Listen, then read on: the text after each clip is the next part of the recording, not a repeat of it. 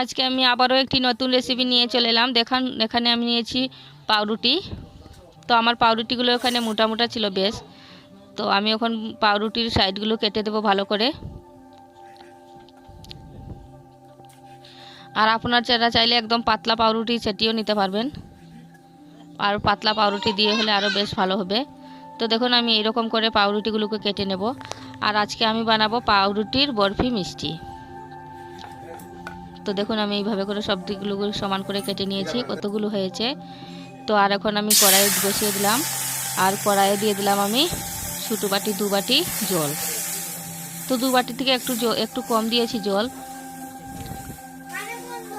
আর এখন আমি দিয়ে দেব এখানে 1 বাটির মতো চিনি। তো দেখুন আমি এখানে দিয়ে দিলাম 1 বাটির মতো চিনি। তো এখন আমি ভালো করে শিরা বানিয়ে নেব আগে। তো দেখুন আমার শিরা মোটামুটি হয়ে গেছে। আর শিরাটা বেশি পাতলাও রাখবেন না, বেশি ঘনও রাখবেন না। বেশি পাতলা রাখলে আবার পাউরুটি একদম নরম হয়ে যাবে। তো দেখুন আমি শিরাগুলোকে এরকম করে বানিয়ে নিয়েছি। আর এখন আমি কড়াই বসিয়ে দিয়েছি। আর এখন আমি পাউরুটিগুলোকে একটু হালকা ব্রাউন কালার করে ভেজে নেব। আর আমার রেসিপি যদি ভালো লাগে, আরও নতুন রেসিপি পাওয়ার জন্য আমার চ্যানেলটি সাবস্ক্রাইব করে দিয়ে না, যেখান থেকেই দেখছেন আমার চ্যানেলটি একটি লাইক দিয়ে দেবেন। আর কমেন্ট করে বলবেন আমার রেসিপি কেমন হয়েছে। তো দেখুন আমার পাউরুটিগুলো ব্রাউন কালারের হয়ে গেছে। তো এখন আমি পাউরুটিগুলোকে নামিয়ে নিলাম। কি সুন্দর হয়েছে দেখুন, আর মুচমুচেও হয়েছে একটু। তো সবগুলো পাউরুটিকে আমি এমন করেই ভেজে নেব।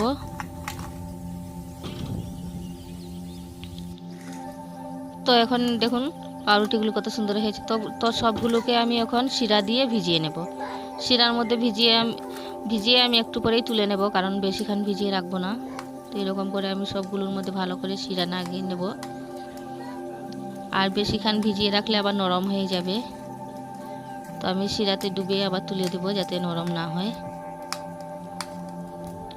তো কেউ যদি এরকমভাবে বানিয়ে খেয়ে থাকেন তাহলে বলবেন, আর কেউ যদি না খেয়ে থাকেন তাহলে একবার হলে এইভাবে বানিয়ে খেয়ে দেখবেন, খুব দারুণ লাগে খেতে। তো সবকটিকে আমি একসাথেই ভিজিয়ে দিলাম। দেখুন কি সুন্দর, পাউরুটি বলে বোঝাই যাচ্ছে না। তো দেখুন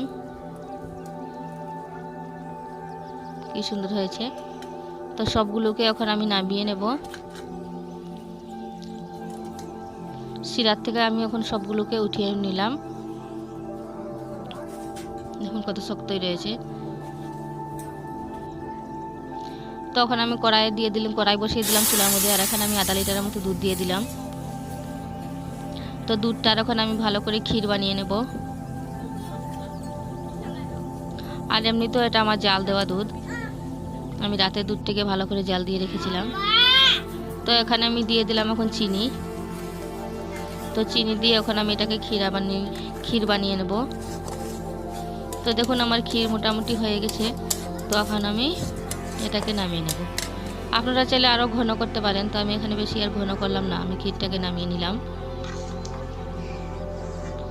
এখন এইভাবে করে আমি পাউরুটি টুকরোগুলোর মধ্যে লাগিয়ে নেব, ভালোভাবে লাগিয়ে নেব। আর খেতে খুব দারুণ লাগে। আর ওখানে আমি উপর থেকে দিয়ে দেবো আর একটা পাউরুটির টুকরো।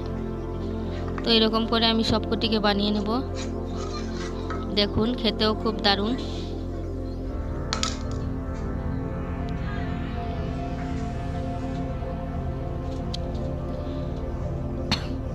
তো দেখুন আমি এরকম করে সবকটিকে এখন বানিয়ে নিলাম।